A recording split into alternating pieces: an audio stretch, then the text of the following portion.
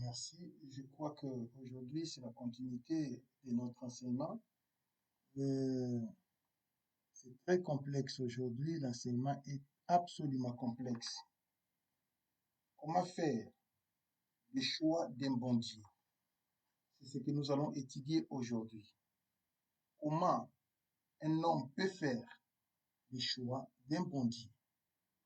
Comment une personne peut faire le choix d'un bon Dieu? Aujourd'hui, le monde est dans la confusion. Le peuple du monde serait dans la confusion.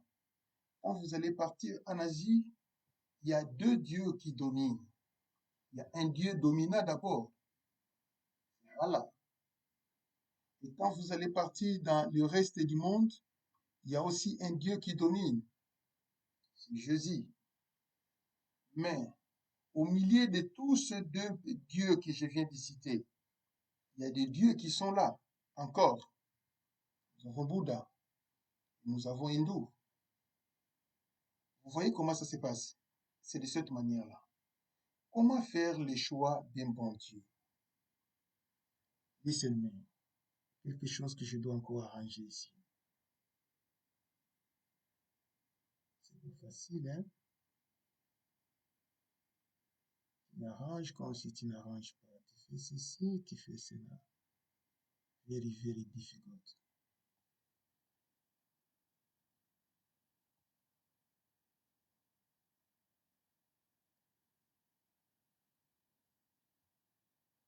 Merci. Nous avons trois continents. Les trois continents, ce sont des continents remarquables. Le continent d'Asie, le continent de l'Europe et le continent d'Afrique. Ce sont les trois continents remarquables. L'Amérique a été découverte il n'y a pas longtemps par Christophe Colomb. Et nous avons l'Océanie qui est tout à fait inaperçue parce que c'est plus, il y a des îles là-bas. Maintenant, l'Europe, qu'est-ce que vous allez constater? D'une façon générale, l'Europe, c'est le continent des colons. Les gens qui ont colonisé le monde entier sont des Européens. Le continent des colons, c'est l'Europe. Et c'est remarquable. L'Afrique, c'est le continent noir. Si vous voulez voir plus de noirs, c'est en Afrique. Or, il y a aussi des noirs qui sont partout, qui ne sont pas d'origine africaine. Mais la majorité des noirs, ce sont des Africains. Asie. L'Asie maintenant, c'est le continent des dieux. Tous les dieux qui dominent, tous les dieux qui dirigent le monde entier viennent d'Asie. Hindou, asiatique. Bouddha, asiatique. Jésus, asiatique. Mahomet, asiatique. Vous allez constater que tous les dieux qui font la loi, toutes les grandes religions qui dirigent le monde entier tirent son origine en Asie. C'est de cette manière-là que ça se passe. Tous les dieux que les Européens utilisent, ce sont les dieux qui viennent d'Asie. Tous les dieux que les Américains utilisent, ce sont les dieux qui viennent d'Asie. Tous les dieux que les Océaniens utilisent, ce sont les dieux qui viennent d'Asie. Chez nous, en Afrique, il y a des hypothèses qui circulent. Non, nous les Africains, si nous voulons être développés, nous devons prier les dieux de nos ancêtres. Cette hypothèse est cacophonique. C'est une hypothèse qui est liée à l'analphabétisation. Ça n'a pas de sens. Le développement d'un pays dépend de son PIB. Vous voyez comment ça se passe? C'est clair. Maintenant, le développement d'un pays dépend de ses richesses sous-sol, dépend de ses importations. C'est ça qui marque le développement d'un pays. Ce n'est pas un problème de religion. D'ailleurs, si vous voulez mourir pauvre, liez votre religion à la politique. Vous mourrez pauvre. Il faut laisser la religion à part et la politique à part.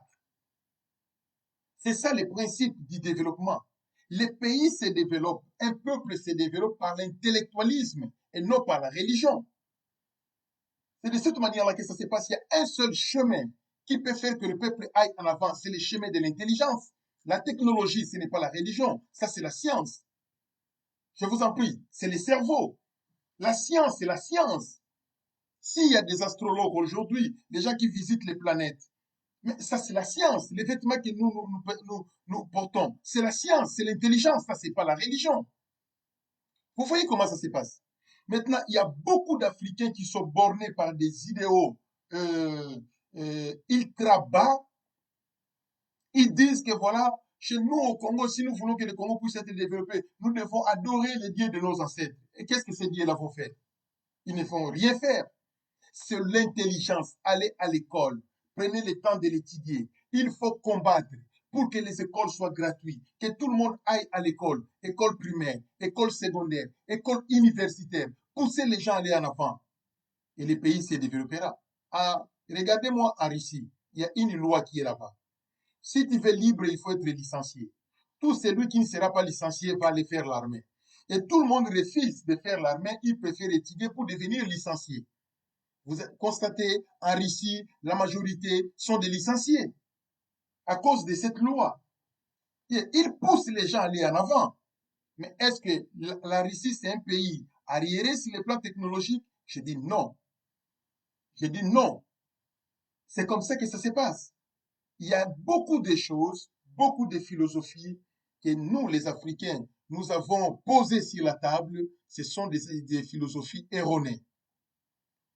Et c'est de cette manière-là que ça se déroule. Je bénis l'Éternel. Comment faire le choix d'un bon Dieu? Au milieu de tous les dieux, comment faire le choix d'un bon Dieu? C'est simple. Ce n'est pas simple, mais ça pouvait être simple si tu vas me suivre très bien. Nous devons d'abord commencer par définir les mots Dieu. Dieu n'a jamais été le nom propre. Quoique dans les dictionnaires, la Larousse, on nous donne deux définitions, on dit que Dieu c'est un nom propre et Dieu c'est un adjectif qualificatif. Moi je dis non, Dieu n'a jamais été un nom propre. Dieu c'est un adjectif qualificatif qualifiant tout être qu'on adore. C'est comme ça, toi aussi tu peux devenir Dieu, on va commencer à t'adorer. C'est comme ça que ça se passe. Mais vous avez votre nom originel. C'est comme ça. Alors, quelle est la définition du Dieu selon le monde? Selon le monde, Dieu est un être suprême à l'homme, doté d'un pouvoir surnaturel. Dieu, c'est un être suprême à l'homme, doté d'un pouvoir surnaturel. Ça, c'est la définition de Dieu. C'est tout à fait normal. Nous avons la deuxième définition selon les monothéistes, les gens qui croient en un seul Dieu. La définition de Dieu, Dieu c'est quoi? Dieu c'est un être transcendant et créateur de l'univers. Ça c'est pour les monothéistes.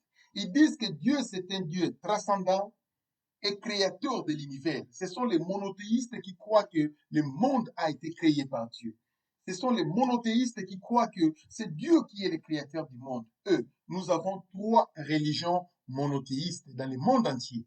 Primo, le judaïsme. Deuxièmement, le christianisme. Troisièmement, l'islamisme. Ce sont les trois religions qui croient que Dieu est le créateur de l'univers. C'est de cette manière-là. C'est pourquoi chez eux, la définition de Dieu est comme telle. Dieu, c'est un être transcendant et créateur de l'univers. C'est un être très haut, plus haut et créateur de l'univers. Ça, c'est Dieu. Maintenant, nous avons une autre définition. Dieu, c'est quoi? Dieu est un attribut du sujet. Un attribut du sujet qu'on adore. Dieu, c'est un attribut du sujet qu'on adore. That is right. Et l'adoration d'un Dieu dépend de son pouvoir et de son savoir-faire. C'est une autre définition.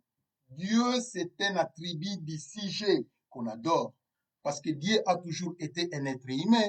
Vous voyez, il est normal qu'il soit un attribut. Dieu, c'est un attribut du sujet qu'on adore. Je suis malade. Malade n'est pas adjectif qualificatif, mais malade, c'est un attribut du sujet. Parce qu'il y a un verbe être. Je suis malade. Suis, c'est un verbe être. En ce moment-là, malade devient un attribut du sujet. Maintenant, quand on dit Dieu, dans le cas général, a toujours été un attribut du sujet. Vous voyez? Ok, je bénis l'Éternel, car il nous aime beaucoup. Dieu, c'est un attribut du sujet qu'on adore. Pas n'importe quel sujet, mais c'est un attribut du sujet qu'on adore. Et l'adoration d'un Dieu dépend de son savoir-faire et de son pouvoir. That is right. Je vais parler sur le polythéisme. Le polythéisme, en fait, c'est quoi? Il faut d'abord comprendre ce que signifie polythéisme. Commençons par étudier poly en grec. Quand on dit poly, cela voulait dire quoi? Ce n'est pas poly de la politesse. Poly de P-O-L-Y. Ça signifie plusieurs. Quand on dit théiste, c'est-à-dire Dieu. Quand on dit polythéiste, c'est des gens qui croient à l'existence de plusieurs dieux. C'est très clair. Par une définition simple, que signifie le polythéisme? Le polythéisme est un concept religieux ou philosophique qui admet la multiplicité de Dieu. Le polythéisme est un concept religieux ou philosophique qui admet la multiplicité de Dieu. C'est ça le polythéisme. Cela a toujours été des concepts soit philosophiques, soit religieux. Et nous avons plusieurs religions qu'on a fabriquées. C'est-à-dire, dans cette religion, et on préférait fabriquer les hypothèses et il n'y a pas eu une divinité, mais plutôt ce sont des concepts. Vous voyez, des concepts philosophiques, soit traditionnels, soit culturels, fabriqués par les hommes. C'est de cette manière-là que ça se passe. Ouvrez vos esprits un peu et comprenez. Et quand on dit polythéisme, signifie plusieurs dieux, et la croyance aux plusieurs dieux, et le monothéisme maintenant, c'est mono, c'est un. Théisme, c'est Dieu. Monothéisme, c'est celui qui croit en un seul Dieu. Je bénis l'Éternel car il nous aime beaucoup. Cependant, quand on parlera de Dieu, d'office, on doit voir la religion. On ne peut pas séparer Dieu et la religion. C'est impossible, à condition que le peuple ne puisse pas exister. Si le peuple existe, vous devez savoir qu'il y a une chose qui lie Dieu avec le peuple. In the middle, il y a quelque chose qu'on appelle la religion. C'est de cette manière-là que ça se passe. Sans la religion, il n'y en a pas un pont qui peut lier Dieu avec le peuple. C'est de cette manière-là que ça se passe, ça dans une définition, dans un concept général. Alors, nous devons d'abord commencer par définir la religion. La religion, c'est quoi? La religion est un ensemble de rites et de dogmes qui définit les croyances d'un peuple à leur divinité.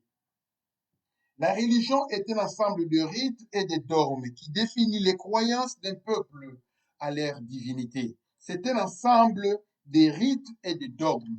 Quand je dirais des rites, l'ensemble des cérémonies traditionnelles, l'ensemble des dogmes, l'ensemble des principes élaborés par les hommes pour la bonne marche de leur religion vis-à-vis de leur divinité. Ça, c'est la définition du monde en ce qui concerne la religion. Maintenant, je vais parler du christianisme.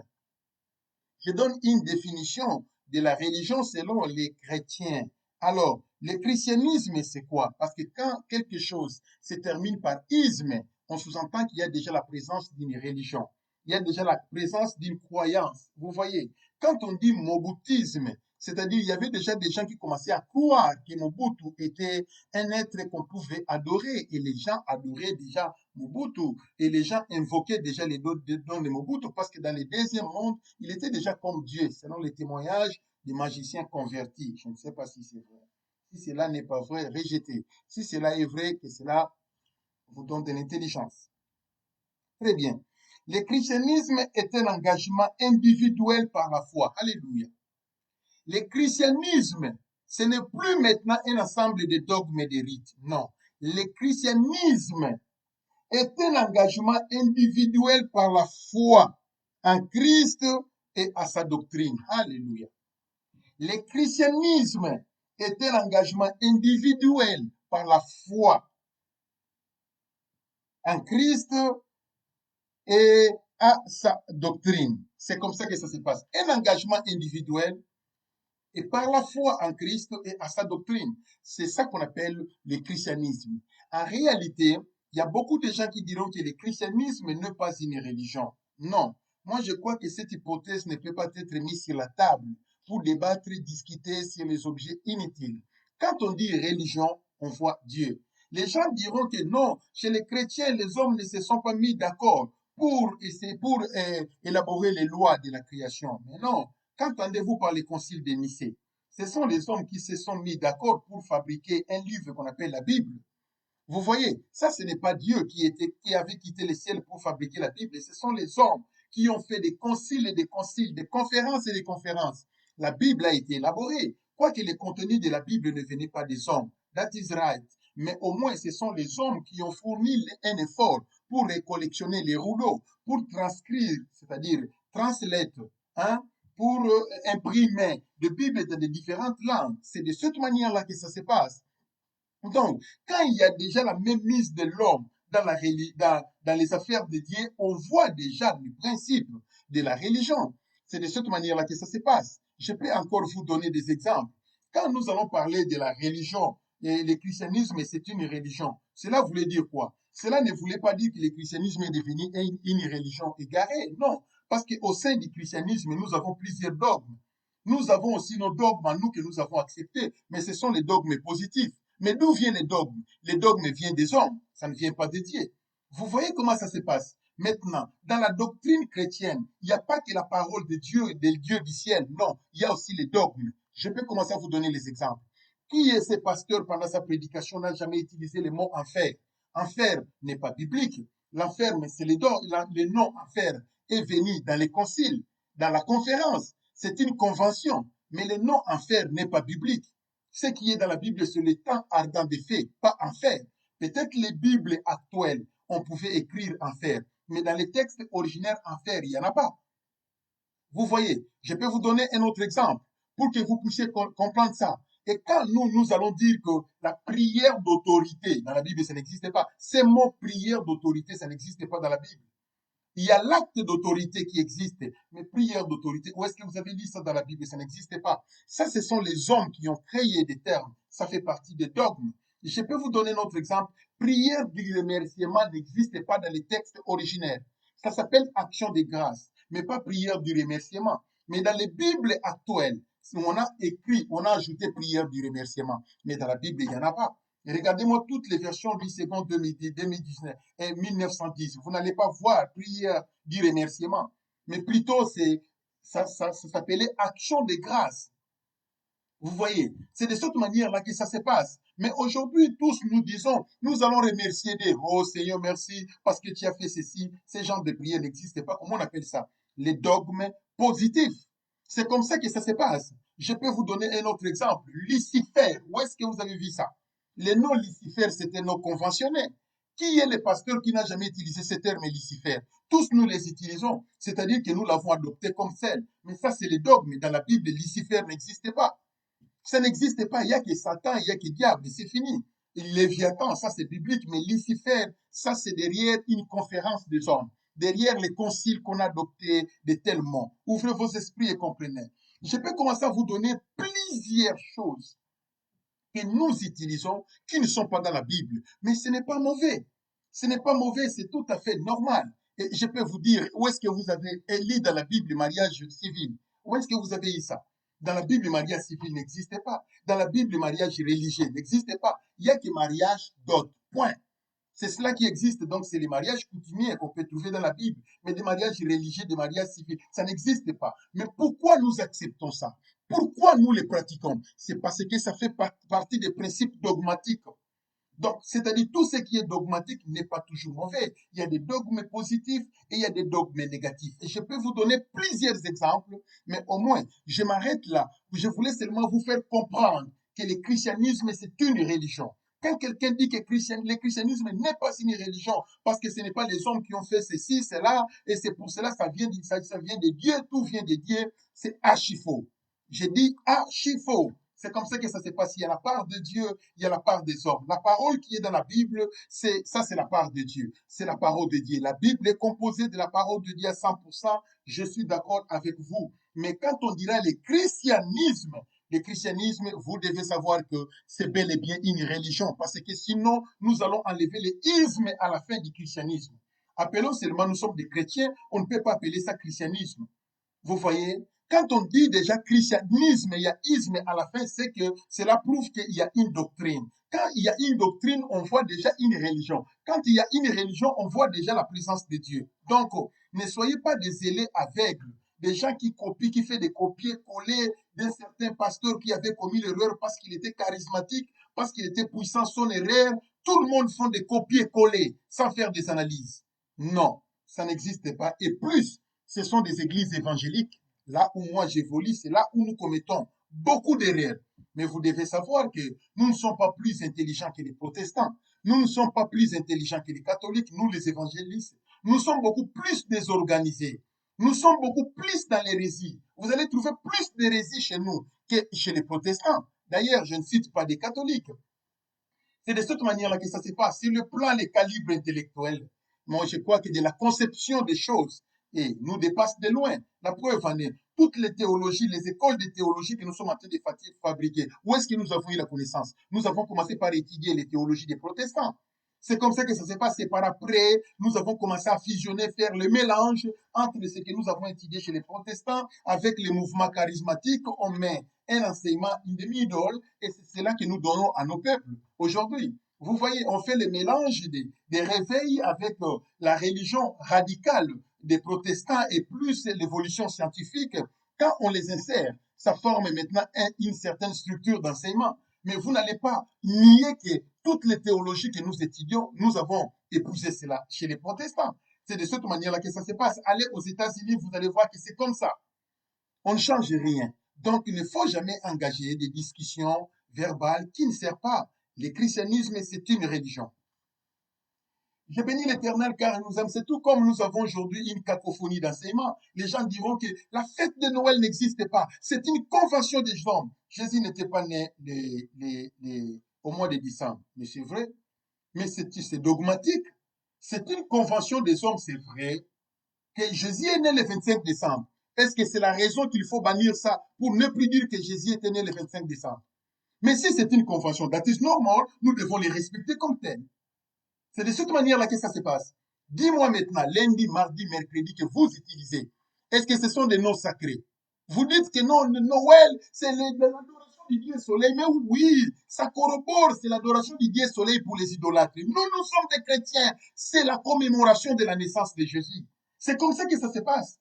Mais regardez-moi les foutards, quand ils ont commis des erreurs, ils ont transmis les erreurs à toute la postérité des pasteurs aveugles qui ne font pas des études, qui ne font pas des analyses. Ils acceptent que voilà, le 25 décembre, on ne peut pas louer, on ne peut pas prier car c'est la fête des païens. Et lundi, lundi signifie linéadi, les dieux lin. Mardi signifie Mars dies, sorry. Mars dies. Mercredi signifie Vénus dies. Jeudi signifie Jupiter dies. Vendredi, oh là là, j'ai commis l'erreur. Lundi, c'est Linéa dies. Mardi, c'est Mars dies. Mercredi, c'est Mercure dies. Jeudi, c'est Jupiter dies. Vendredi, c'est Vénus dies. Samedi, c'est Saturne dies. Et dimanche, c'est Sun di. Parce qu'il y avait un seul Dieu qui était le Dieu puissant. C'est lui qu'on commémorait les dimanches. Bon, si vous voulez dire que non, nous ne voulons pas, le 25 décembre, c'est la fête du diable, bannissez aussi ton église le samedi. Revenons comme les gens, et les chrétiens, comment on les appelle? Et ne prient pas les dimanches, seulement les samedis. Comment on les appelle encore? Je ne sais pas si c'est cette moudi en Angola, adventistes. Les adventistes du 7e jour ne prient pas les dimanches. Pourquoi? Pour eux, ils ont compris que non, c'est le samedi, c'est le jour du Dieu soleil. Nous ne voulons pas prier les dimanches et prier les samedis. Toi aussi, change l'église. Pourquoi vous priez les dimanches? Vous refusez le 25 décembre, mais les dimanches, vous acceptez. Il n'y a pas de sens. Because les dimanches aussi, ça signifie samedi, les jours du Dieu soleil. Ce n'est pas les jours de Jésus, c'est le Dieu soleil. Vous voyez la confusion que vous semez dans les têtes des gens. Pourquoi? Vous voulez seulement prêcher les rémas, vous commencez à fabriquer les rémas. Et les aveugles disent Amen, prêche, avance. Mais ce sont des cacophonies. Et vous allez trouver ça dans les églises évangéliques, les églises de réveil. C'est là où vous allez trouver tous ces genres d'erreurs. Vous ne les trouverez pas à l'église catholique, vous ne les trouverez pas à l'église protestante. Mais ce sont dans des églises évangéliques où il y a plus d'hérésie. Et tout le monde doit acclamer. Vous allez constater, moi, quand j'étais à Kinshasa, c'est seulement moi qui organisais la fête, qui organisais la veillée du 25 décembre. Le 24 décembre, c'était seulement Riké Maïnda. Toute la commune, silence. Moi, j'organisais la veillée. Et pourquoi les gens dormaient? Parce qu'ils ont été inculqués par un enseignement erroné. Et les gens sont restés comme ça. Partagez ma vidéo à tous les pasteurs. Ce que je dis, c'est vrai. Je suis capable de les défendre, moi, Riké Maïnda. Partagez ça à tous les pasteurs. Je vous donne conseil de le faire, car vous allez les sauver. Et je bénis l'Éternel car il nous aime beaucoup, voire même les jours du mois. Quand on dit janvier, janvier c'est pareil. Janvier c'est toujours linéaire. Et février c'est toujours mars. Et mars c'est toujours Mercure. Mars, avril c'est toujours Jupiter. Hier, avril c'est Jupiter, avril, mai c'est quel dit encore? Mais c'est comme ça. Donc tous les jours des années, c'est donné à leur Dieu. C'est de cette manière-là que ça se passe. J'ai béni les. Quand on parlera maintenant de la constellation, quand on parlera du système zodiaque, où est-ce qu'ils ont eu ces noms-là? Mais ce sont les noms de Dieu. Est-ce que vous ne les prononcez pas? Vous les prononcez. Quand vous les prononcez alors, vous adorez ces dieux. Quand vous les prononcez alors, vous devenez les adeptes de ces dieux. Non, ça c'est la bassesse du raisonnement. Répentez-vous et convertissez-vous et ayez le courage de t'élever devant tes adeptes pour leur dire, je vous avais prêché dans l'erreur. Il faut que je corrige et corriger.